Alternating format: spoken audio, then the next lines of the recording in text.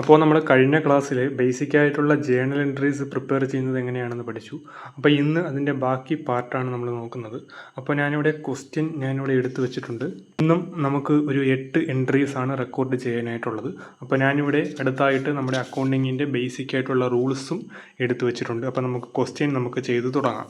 1/4/2024 കമൻസഡ് business with cash 1,00,000 രൂപ കൊണ്ട് നമ്മൾ എന്ത് ചെയ്തു?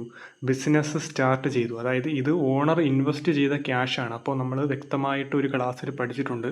ഇതിനെ നമ്മൾ പറയുന്ന പേര് ക്യാപിറ്റൽ എന്നാണ്. അപ്പോൾ ഇവിടെ ക്യാപിറ്റൽ എങ്ങനെയാണ് കൊണ്ടുവന്നത്? 1/4/2024 കമൻസഡ് ബിസിനസ് വിത്ത് ക്യാഷ് 1,00,000. അപ്പോൾ ഇത് നമുക്കറിയാം, നമ്മൾ മുമ്പത്തെ ഒരു ക്ലാസ്സിൽ പഠിച്ചിട്ടുണ്ട്. ഇത് നമ്മൾ ക്യാപിറ്റലായിട്ടാണ് റെക്കോർഡ് ചെയ്യുന്നത്. അപ്പോൾ ക്യാപിറ്റൽ എന്ന് പറയുന്നത് എന്തായിട്ടാണ് ഇവിടെ കൊണ്ടുവന്നത്? ക്യാഷ് ആയിട്ടാണ് കൊണ്ടുവന്നത്. അതായത് നമ്മുടെ ബിസിനസ്സിൽ 1,00,000 രൂപ ക്യാഷ് വന്നു. ക്യാഷ് എന്ന് പറഞ്ഞാൽ എന്തായിരിക്കും? എപ്പോഴും ഒരു അസറ്റ് ആയിരിക്കും. ഇവിടെ അസറ്റിൻ്റെ വാല്യൂ കൂടുന്നു. അസറ്റിൻ്റെ വാല്യൂ കൂടിയാൽ നമ്മൾ എന്ത് ചെയ്യും? ഡെബിറ്റ് ചെയ്യും. അതുകൊണ്ട് ഞാനിവിടെ ക്യാഷ് അക്കൗണ്ടിനെ ഡെബിറ്റ് ചെയ്തു, 1,00,000 കാണിച്ചു.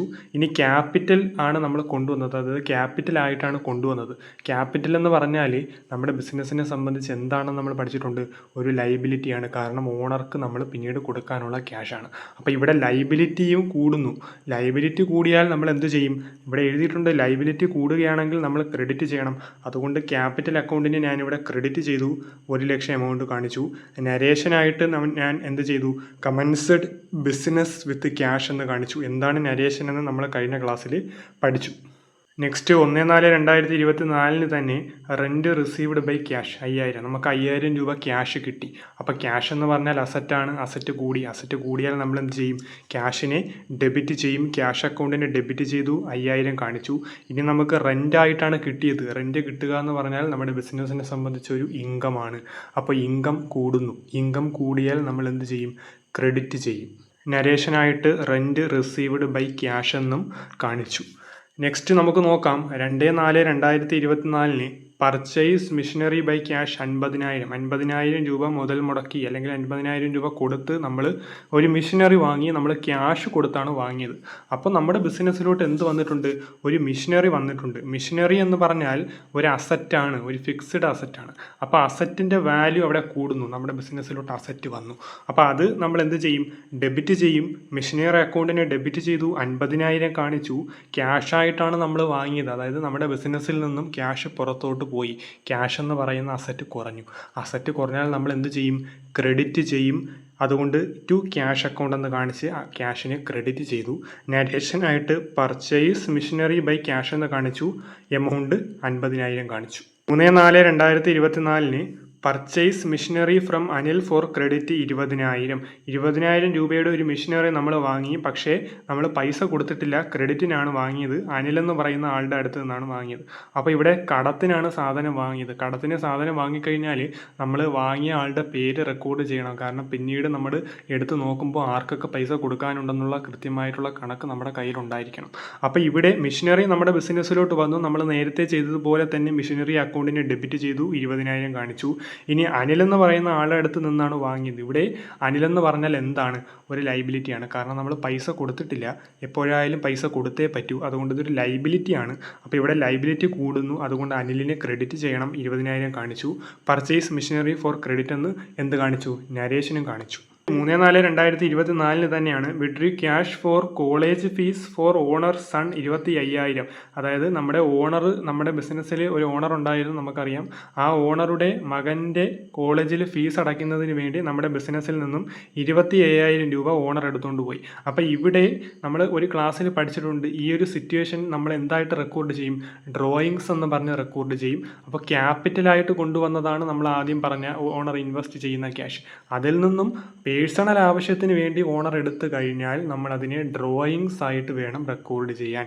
അപ്പോൾ ഇവിടെ ക്യാഷ് എന്ന് പറയുന്നത് എന്ത് സംഭവിച്ചു? പുറത്തോട്ട് പോയി. അതേപോലെ തന്നെ ഡ്രോയിങ്സ് എന്ന് പറഞ്ഞാൽ ക്യാപിറ്റലിൽ നിന്നുമാണ് കുറയുന്നത്. അപ്പോൾ ക്യാപിറ്റൽ കുറഞ്ഞാൽ നമ്മൾ എന്ത് ചെയ്യും? ക്യാപിറ്റൽ കുറഞ്ഞാൽ നമ്മൾ ഡെബിറ്റ് ചെയ്യും. അതുകൊണ്ട് ഡ്രോയിങ്സ് അക്കൗണ്ടിന് ഡെബിറ്റ് ചെയ്തു, 25,000 കാണിച്ചു. ക്യാഷ് പോയത് കൊണ്ട് ക്യാഷിനെ ക്രെഡിറ്റ് ചെയ്തു, 25,000 കാണിച്ചു. വിഡ്രീവ് ഫോർ പേഴ്സണൽ യൂസ് എന്ന് നമ്മൾ നരേഷനും കാണിച്ചു. Next 4/4/2024 sold goods for cash 5000 രൂപയുടെ സാധനം നമ്മൾ വിറ്റു. അപ്പം നമ്മുടെ ബിസിനസ്സിലോട്ട് എന്ത് വന്നു? ക്യാഷ് വന്നു. ക്യാഷ് എന്ന് പറഞ്ഞാൽ ഒരു അസറ്റാണ്. അസറ്റ് കൂടി, അതുകൊണ്ട് അതിനെ ഡെബിറ്റ് ചെയ്തു. Cash account debit 5000. ഇനി സെയിൽസ്, നമ്മൾ ഗുഡ്സ് ആണ് സെയിൽ ചെയ്തത്. അപ്പോൾ ഗുഡ്സ് സെയിൽ ചെയ്ത് കഴിഞ്ഞാൽ നമുക്കറിയാം അത് നമ്മൾ സെയിൽസ് എന്ന് പറയുന്ന അക്കൗണ്ടിൻ്റെ ഉള്ളിലായിരിക്കും കാണിക്കുന്നത്. അപ്പോൾ സെയിൽസ് എന്ന് പറഞ്ഞാൽ ഒരു ഇൻകമാണ്. ഇവിടെ ഇൻകം കൂടുന്നു. ഇൻകം കൂടിയാൽ നമ്മൾ ക്രെഡിറ്റ് ചെയ്യും. So to sales account credit 5000 കാണിച്ചു. സോൾഡ് ഗുഡ്സ് ഫോർ ക്യാഷ് എന്ന് എന്തും കാണിച്ചു? നരേഷനും കാണിച്ചു. 5/4/2024 advance salary paid to employee Rahul 15000. നമ്മുടെ ബിസിനസ്സിൽ ഉള്ള ഒരു എംപ്ലോയി രാഹുൽ എന്ന് പറയുന്ന എംപ്ലോയിയാണ്. ഇയാൾക്ക് നമ്മൾ 15000 രൂപ അഡ്വാൻസ് കൊടുത്തു. അതായത് അടുത്ത മാസത്തെ ആയിരിക്കും നമ്മൾ എന്ത് ചെയ്തത്? ചിലപ്പോൾ അഡ്വാൻസ് ആയിട്ട് നമ്മൾ കൊടുത്തത്. അപ്പോൾ ഈ ഒരു എൻട്രി നമ്മൾ എങ്ങനെയാണ് റെക്കോർഡ് ചെയ്യുന്നത്? എന്താണ് അഡ്വാൻസ് സാലറി എന്നുള്ള ഒരു കൃത്യമായിട്ടുള്ളൊരു വീഡിയോ ഞാൻ ചെയ്തിട്ടുണ്ട്. ആ വീഡിയോ കാണാത്തവരുണ്ടെങ്കിൽ അത് പോയി കണ്ടിട്ട് വരിക. ജസ്റ്റ് ഒന്ന് പറയാം. അഡ്വാൻസ് സാലറി കൊടുക്കുക എന്ന് പറഞ്ഞാൽ നമ്മുടെ ബിസിനസ്സിൽ അഡ്വാൻസ് ആയിട്ട് നമ്മുടെ എംപ്ലോയീസിന് സാലറി കൊടുക്കുന്നു. നമ്മുടെ ബിസിനസ്സിനെ സംബന്ധിച്ച് അഡ്വാൻസ് കൊടുക്കുന്നത് ഒരു അസറ്റായിട്ടാണ് നമ്മൾ പരിഗണിക്കുന്നത്. കാരണം എക്സാമ്പിളായിട്ട് നമുക്ക് അടുത്ത മാസത്തെ സാലറിയിൽ നിന്നും ഒരു തുക ഈ മാസം കൊടുത്തു കഴിഞ്ഞാൽ അത് അഡ്വാൻസ് ആണ്. അതായത് നമ്മളിനി അടുത്ത മാസം അയാൾക്ക് സാലറി കൊടുക്കേണ്ട ആവശ്യമില്ല. സാലറി കൊടുക്കാതെ തന്നെ അയാൾ എന്ത് ചെയ്യും? പണിയെടുത്തോളും. അത് നമുക്കൊരു അസറ്റ് അല്ലെങ്കിൽ ഒരു ബെനിഫിറ്റ് ആയിട്ട് നമ്മൾ എന്ത് ചെയ്യണം? ബിസിനസ്സിൽ റെക്കോർഡ് ചെയ്യണം. അപ്പോൾ അഡ്വാൻസ് സാലറി എന്ന് പറയുന്നത് അസറ്റാണ്. അസറ്റ് അവിടെ ഇൻക്രീസ് ആകുന്നു.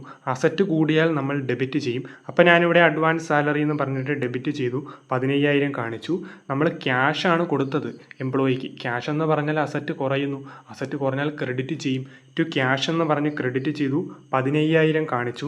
സാലറി അഡ്വാൻസ് ടു രാഹുൽ എന്ന് നരേഷനും കാണിച്ചു. അപ്പോൾ ഇതിൻ്റെ വളരെ പ്രധാനപ്പെട്ട ഒരു പോയിന്റ്, അടുത്ത മാസം ഇനി നമ്മൾ അയാൾക്ക് ബാക്കി സാലറി കൊടുക്കുമ്പോൾ അതെങ്ങനെ അഡ്ജസ്റ്റ് ചെയ്യണം എന്ന് നമ്മൾ കൃത്യമായിട്ട് അറിഞ്ഞിരിക്കണം. ഇൻ്റർവ്യൂവിന് ചോദിക്കുന്ന ഒരു പ്രധാനപ്പെട്ട ഒരു ക്വസ്റ്റ്യനാണ്. അപ്പോൾ അത് എങ്ങനെയാണെന്നുള്ളൊരു വീഡിയോ ഞാൻ ചെയ്തിട്ടുണ്ട്. അത് കാണാത്തവരുണ്ടെങ്കിൽ കാണുക. 6/4/2024 received check four goods sold 4000 രൂപയുടെ സാധനം നമ്മൾ വിറ്റു. പക്ഷേ നമുക്ക് ക്യാഷ് തരുന്നില്ല. കസ്റ്റമർ നമുക്കൊരു ചെക്കാണ് തന്നത്. ഇവിടെ ശ്രദ്ധിക്കേണ്ട ഒരു പോയിന്റ്, ചെക്കാണ് നമുക്ക് കിട്ടിയത്. അതേപോലെ തന്നെ നമ്മൾ സെയിൽ ചെയ്തത് ഗുഡ്സ് ആണ്. അപ്പോൾ ഇതിൻ്റെ ജേണൽ എൻട്രി എന്താണെന്ന് നിങ്ങൾ കമൻ്റായിട്ട് രേഖപ്പെടുത്തുക.